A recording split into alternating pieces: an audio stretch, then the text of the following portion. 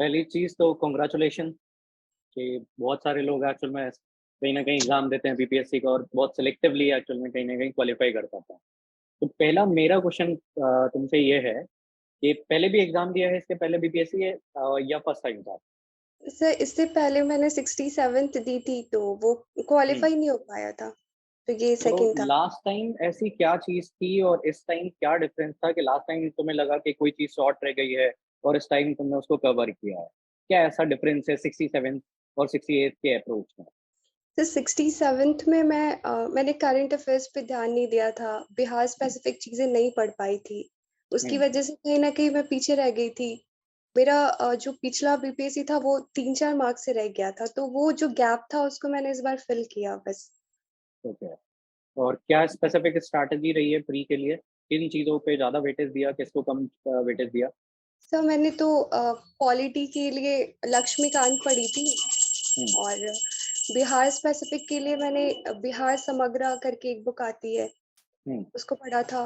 फिर हुँ, बाकी मैं पहले भी एग्ज़ाम्स दे रही थी। सर मैं डिफेंस एस्पिरेंट हूँ, मैं सीडीएस देती रहती हूँ, तो ओके, अ, एनसीईआरटीज़ जो है मेरी पहले से कवर्ड थी, तो मैंने बस वही रिविज़न किया था। ठीक है। और अब मेंस के लिए क्या अप्रोच है? सर मेंस के लिए मैंने जो अभी रिज़ल्ट आई है, इसके पहले मैंने जो हिस्ट्री वाला सेक्शन है और जो हुँ, डीआई वाला सेक्शन है, उसे कर लिया था। हुँ, बाकी मुझे अभी जो जीएस 2 का जो पेपर है, जिसमें हुँ, पॉलिटी और इकोनॉमिक्स, हुँ, ज्योग्राफी सारी हुँ, चीज़ें हैं, हुँ, तो इसे देख के लगता है कि ये थोड़ा डायनामिक पेपर है, हुँ, तो इसके लिए काफ़ी प्रैक्टिस लग जाएगी। तो वही मैं पीवाईक्यूज़ एनालाइज़ कर रही थी और हुँ, मैंने वही आपकी जो पीडब्ल्यू वाली जो टेस्ट सीरीज़ की बैच है, उसको जॉइन हुँ, किया। वो तो 12 मार्च से ही शुरू हो गई थी, तो हुँ, मैंने 3 टेस्ट तो मिस कर दिए हैं। हुँ, तो वही जो आपकी सारी क्वेश्चन्स हैं, उसको पीवाईक्यूज़ प्रैक्टिस करके और एक टेस्ट लगा के फिर अपलोड करूँगी, देखती हूँ लिख पाती हूँ या नहीं, बस। ओके। तो अभी पीडब्ल्यू से क्या एक्सपेक्टेशन है? क्या रिक्वायरमेंट है? क्या हेल्प की रिक्वायरमेंट लग रहा है कि तुम्हें कहाँ पे तुम्हें हेल्प कर सकता है पीडब्ल्यू? अभी तो सर लाइक मैंने अभी चेक भी नहीं किया, मैं 2 दिन हुँ, पहले ही जॉइन किया मैंने, तो अभी वही मैं जब आंसर्स लिखूँ तो उसका जो इवैल्यूएशन हो वो एक हुँ, सही टाइम फ्रेम में लाइक ज़्यादा आप लेट ना करो। हुँ, पंक्चुअल रहे सब कुछ और सेकंड कि सर मेरे को वही जो बैच है ना आपकी, उसके हुँ, रिगार्डिंग ही थोड़ा डाउट था कि हाँ, उसमें जो है जो नोटिफ़िकेशंस आती है उसमें वहाँ लिखा होता है कि टेस्ट 3 इज़ लाइव ऐसा हुँ, करके, हुँ, बट वो कौन-से सब्जेक्ट की है वो मेरे को पता नहीं होता। जैसे अभी जो नेक्स्ट टेस्ट होने वाला है वो कौन-सा सेक्शनल टेस्ट है, तो इसके बारे में आइडिया नहीं है मेरे को। ओके। तो आई थिंक तो ये टीम से एक बार कंसर्न टीम जो है वो उस चीज़ को देख लेगी कि हुँ, क्या उसमें कर सकते हैं। मतलब आई थिंक शेड्यूल शेयर हुआ होगा, जहाँ तक मुझे आइडिया है। बट अगर नहीं भी हुआ है तो एक बार कंसर्न टीम से ये चीज़ देख लेगी कि कैसे इसको मैनेज करना है। तो नेक्स्ट टाइम से आई थिंक ये जो प्रॉब्लम है वो सॉल्व हो जाएगी। हाँ जी सर। ठीक है। और बाकी सब्जेक्ट्स के लिए क्या प्लानिंग है? आई थिंक जैसे जीएस पेपर 2 तुमने कहा कि अभी थोड़ा-सा उसमें डायनामिज़्म है, तो उसको टैकल करने के लिए क्या प्लान बनाया है? एसए का पेपर है जो सिलेक्ट करा सकता है ना? हुँ। एसए मोस्ट इम्पोर्टेंट है। तो इन पेपर्स के लिए क्या प्रिपरेशन है? ऐसे के लिए सर वही अभी कुछ एसेस लिखूँगी, मैंने अभी तक प्रैक्टिस नहीं किया। सर एक्चुअली हुँ, मैं यूपीएससी का एक सीएपीएफ का जो पेपर होता है वो दे रही थी, तो उसमें भी वो काफ़ी एसेस पूछते हैं। हुँ। तो मेरी यहाँ जो वहाँ से के कंपैरेटिवली यहाँ पे डिफरेंस देखने मिलेगा। हाँ सर, यहाँ ये बिल्कुल नया है तो वैसा कोई आइडिया भी नहीं है कि क्वेश्चंस किस तरह के आएँगे, पीवाईक्यूज़ भी नहीं है इसके लिए तो हमारे पास, तो हुँ, थोड़ी दिक्कत तो ऐसी की भी है कि किस तरह की आएगी। तो वही टेस्ट सीरीज़ में जैसे क्वेश्चंस कराए जाएँगे उसके अकॉर्डिंग प्रैक्टिस हो ठीक जाएगी। है। देखो, पहली चीज़ मैं तुम्हें यहाँ पे कुछ जैसे जीएस पेपर टीम में मैं पॉलिटी में सजेस्ट कर ही देता हूँ, कि पॉलिटी में कुछ स्पेसिफिक चीज़ें आती हैं लाइक जैसे प्रिएम्बल को टारगेट कर लेना, प्रिएम्बल से क्वेश्चन पूछेंगे ही पूछेंगे। हर बार कहीं न कहीं उनका अल्टरनेटिव ईयर पे प्रिएम्बल से क्वेश्चन आता है, ये एक स्पेसिफिक एरिया। हुँ, दूसरा चीज़ जो इम्पोर्टेंट है वो फंडामेंटल राइट है। फंडामेंटल राइट से काफ़ी क्वेश्चन बनते हैं और फंडामेंटल राइट में क्यों स्पेसिफिकली अगर अगर गए वैसे अभी तक वैसे बीपीएससी का जो एनालिसिस है वो ज़्यादा नहीं गए हैं स्पेसिफिकली, बट फिर भी आर्टिकल 21, आर्टिकल 19 और आर्टिकल 14 वर्सेस 25 इन पे थोड़ा-सा फोकस ज़्यादा रखना। हुँ, फिर इसके बाद डीपीएसपी का सेक्शन आता है, उससे क्वेश्चन ज़्यादा नहीं बनते हैं, बट अगर डीपीएसपी से के क्वेश्चन बनते हैं, तो वहाँ पे स्कीम बेसिस से उनको डीपीएसपी को कैसे कनेक्ट करना है, उस हिसाब से तुम्हें अप्रोच में जाना पड़ेगा। फिर जो मोस्ट इम्पोर्टेंट आता है, वो प्रेसिडेंट की पावर से रिलेटेड क्वेश्चन बनता है। प्रेसिडेंट की power like ordinance making power की बात हो गई, उनकी जुडिशियल पावर की बात हो गई, लाइक जैसे क्या वहाँ पे कैपिटल सेंटेंस की बात हो गई। तो जनरली वो ऑर्डिनेंस मेकिंग पावर उनकी एग्जीक्यूटिव लेजिस्लेटिव पावर से रिलेटेड, या ऐसा क्वेश्चन भी है शायद वहाँ पे कि जो प्रेसिडेंट है it is a puppet, it is like a puppet, कि वहाँ पे उसके पास ज्यादा पावर नहीं है, वो काउंसिल ऑफ मिनिस्टर्स के एडवाइस पे ही ज्यादा काम करता है। तो इस तरह के एनालिटिकल क्वेश्चन वहाँ पे हैं। फिर सेंटर स्टेट रिलेशन से काफी अच्छे क्वेश्चन बनते हैं, तो उस सेक्शन पे ज्यादा फोकस कर लेना। एंड देन उसके बाद इलेक्शन कमीशन से इस बार आने के चांसेस है, क्योंकि because of the supreme court के वहाँ पे काफी सारा ट्रांजिशन हुआ है, चेंजेस। डेवलपमेंट हुए हैं। हाँ, तो उसकी वजह से इलेक्शन कमीशन से एक एनालिटिकल क्वेश्चन बन सकता है। इसके अलावा बिहार से कुछ क्वेश्चन बनेंगे, लाइक जैसे role of e governance, role of pressure groups, इस तरह के क्वेश्चन है। बिहार की पॉलिटिक्स से रिलेटेड क्वेश्चन है, तो ऐसे क्वेश्चन बन सकते हैं वहां पे, कि जैसे कास्ट सेंसस आ रहा है, तो कास्ट सेंसस की वजह से क्या इफेक्ट पड़ेगा। तो इस तरह के क्वेश्चन तुम्हें देखने मिलेंगे, तो यहाँ पे फोकस कर लेना। इसी तरीके से आईआर का सेक्शन आता है, आईआर के यस। 2-3 क्वेश्चन देखने मिलते हैं। तो आईआर में स्पेसिफिक कुछ पॉइंट्स हैं, उनको अगर टारगेट कर लोगे तो काफी हद तक सैचुरेशन आ जाएगा। लाइक जैसे रशिया यूक्रेन वॉर से देखने मिल सकता है। अभी G20 समिट हुई है इंडिया में, तो G20 समिट से क्या इफेक्ट पड़ेगा, किस तरीके का रोल प्ले कर सकता है हमारे डेवलपमेंट में, हमारा ग्लोबल स्ट्रक्चर, ग्लोबल पावर को रेजोनेंस करने में कहाँ पे वो एम्पलीफाई कर सकता है, तो वो एक क्वेश्चन बनने के चांसेस हैं। इसके अलावा ओकुस वर्सेस क्वाड को लेके क्वेश्चन बन सकता है। अगर क्वेश्चन आया तो वो ओकुस और क्वाड दोनों को मिक्स करेगा, वहां पे क्वेश्चन बन सकता है। BRICS versus, I think BRICS का क्वेश्चन, सार्क वर्सेस और बिम्स्टेक का क्वेश्चन आने के चांसेस है। हाँ, वहां पे क्वेश्चन बनने के चांसेस हो जाएंगे।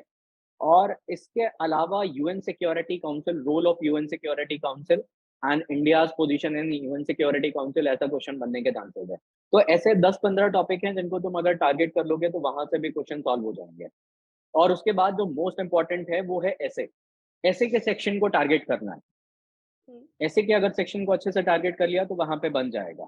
तो ऐसे के अभी तुमने एक भी प्रैक्टिस नहीं की है, तो ऐसे के लिए देखो एक बेसिक अप्रोच है कि एक तो सबसे पहला तरीका है कि वहां पे इंट्रोडक्शन बहुत इंपॉर्टेंट हो जाता है। ऐसे का जो इंट्रोडक्टरी पार्ट है, जैसे एग्जाम मेंस का आंसर लिख रही हो तो वहां पे इंट्रोडक्शन तुम 3 से 4 लाइन में दोगी, है ना।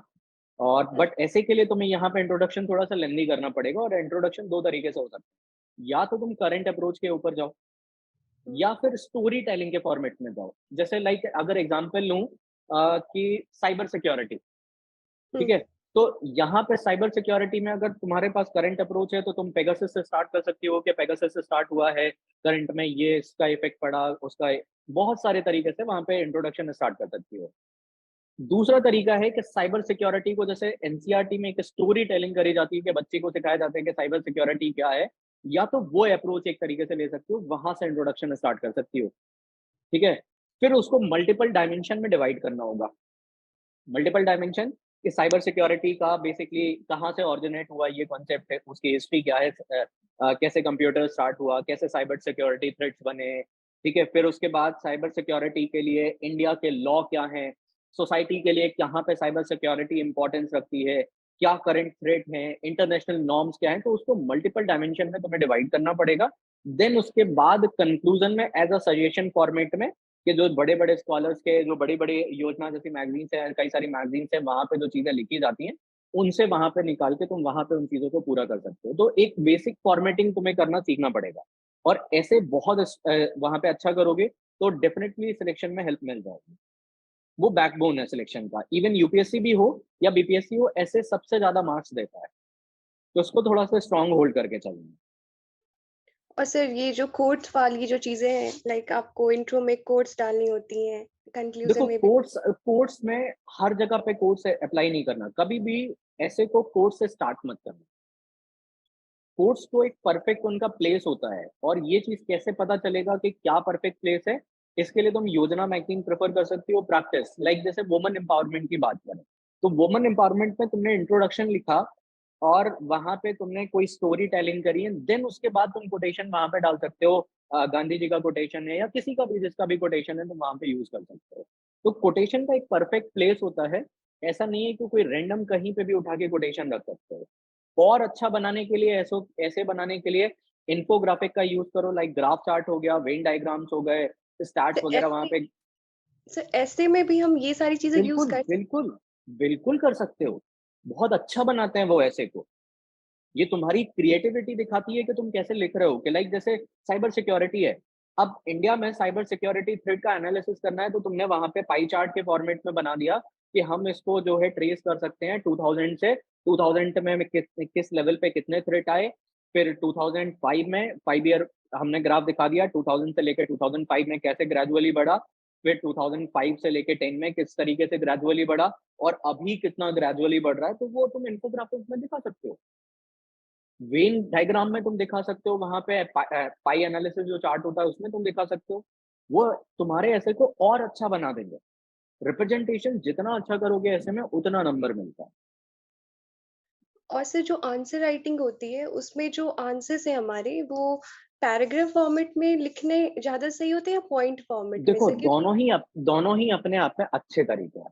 उसका दोनों का अपना पैटर्न अलग है। जैसे इंट्रोडक्शन है, वो तो तुम पैराग्राफ में ही लिखोगे, वो तो पॉइंट में नहीं लिख सकते। ठीक है? ठीक, इंट्रोडक्शन के बाद जो बेस्ट अप्रोच माना जाता है, वो मिक्स माना जाता है कि सही, जैसे तुमने इंट्रोडक्शन वहाँ पैराग्राफ में लिखा, एंड देन उसके बाद तुमने कुछ पैराग्राफ स्विच किया और 2-3 लाइन वहाँ पे लिखी, एंड देन उसके बाद तुम पॉइंट फॉर्मेट में लिखना शुरू कर दिया। अगर तुम पूरा पैराग्राफिक कर रहे हो, तो तुम्हें अंडरलाइन करना, कीवर्ड्स अंडरलाइन करना मस्ट हो जाएगा।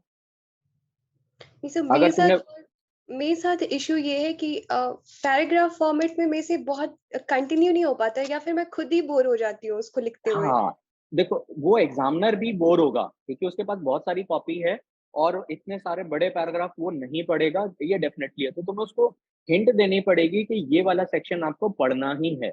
तो मेरे हिसाब से पैराग्राफ और क्या कहते हैं, पॉइंट्स का कॉम्बिनेशन बेस्ट माना जाता है। पैराग्राफ जब भी लिखो तो keywords underlining is must. Keywords जितने सही तरीके से परफेक्टली अंडरलाइन करोगे, वो उतना आसान हो जाता है एग्ज़ामिनर को ट्रेस करने के लिए कि क्या कोर कंटेंट है तुम्हारा।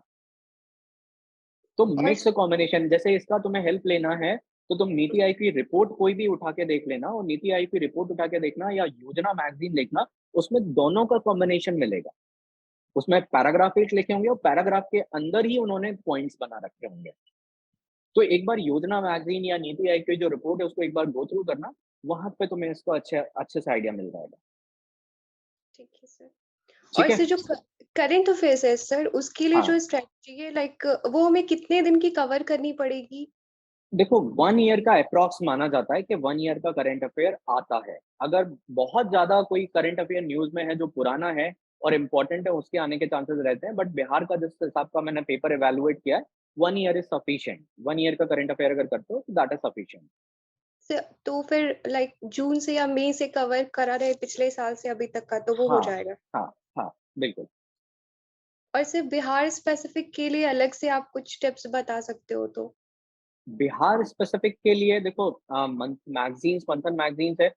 बिहार का बजट जो इम्पोर्टेंट वहाँ पे बिहार की कुछ स्पेसिफिक स्कीम्स वगैरह, और सबसे इम्पोर्टेंट चीज़ बिहार का सोशल स्ट्रक्चर। हिस्ट्री तो ऑब्वियस सी बात है, तुम पढ़ोगे ही बिहार का पेपर 1 में।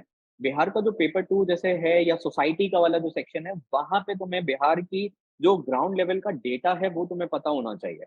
कि लाइक सोसाइटी में क्या गवर्नमेंट ने, जैसे अभी कास्ट सेंसस की बात हो रही है, सोसाइटी में वुमन का क्या पार्टिसिपेशन है, कितने एजुकेटेड है, अनएजुकेटेड है, बिहार का सोशल स्ट्रक्चर इतना ऑर्थोडॉक्स, इतना रिजिड क्यों है, क्या वहाँ पे रीजंस हैं, क्यों डेवलपमेंट नहीं हो पा रहा है ना। इकोनॉमी के सेक्शन में डेवलपमेंट के प्रोस्पेक्टिव में सस्टेनेबल डेवलपमेंट हो गया, या बेसिकली अगर कहा जाए जो आज की डेट में अगर बात किया जाए इकोनॉमिक ग्रोथ के सेंस में, अगर बात किया जाए इकोनॉमिक डेवलपमेंट के सेंस में बात किया जाए, तो ये चीजें तुम्हें बिहार स्पेसिफिक थोड़ा सा डेटा उठाना पड़ेगा।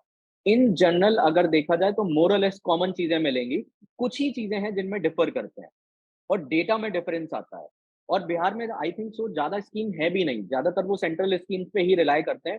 तो वहां पे तुम्हें ज्यादा इफेक्ट पड़ेगा नहीं। कुछ स्पेसिफिक स्कीम्स हैं, वो तुम्हें देखना पड़ेगा। सोशल सेफ्टी नेट्स की जो स्कीम्स होती हैं उनको तुम्हें टारगेट करना पड़ेगा। तो वो मैगजीन्स में जो भी मैगजीन्स हैं, उन मैगजीन से तुम कवर कर सकते हो। और सिर्फ बिहार का जो इकोनॉमिक सर्वे या बजट है, वो भी तो हाँ, काम आ जाएंगे। वो काफी इंपॉर्टेंट है, ऑब्वियस सी बात है। ठीक है सर। और तो सर मेरी बस यही डाउट थी, बाकी क्लियर है। ठीक है। अगर बाकी इसके बावजूद भी अगर कोई डाउट लगता है जैसे जीएस पेपर 2 में या ऐसे में किसी भी चीज़ में, तो तुम यहाँ पे कॉन्टैक्ट करके वहाँ पे पूछ सकते हो, तो वहाँ पे हम लोग बिल्कुल हेल्प कर देंगे, उसके लिए कोई इश्यू नहीं है। ठीक है? ठीक है सर। चलो okay, all the best, take care, bye bye. Thank you sir.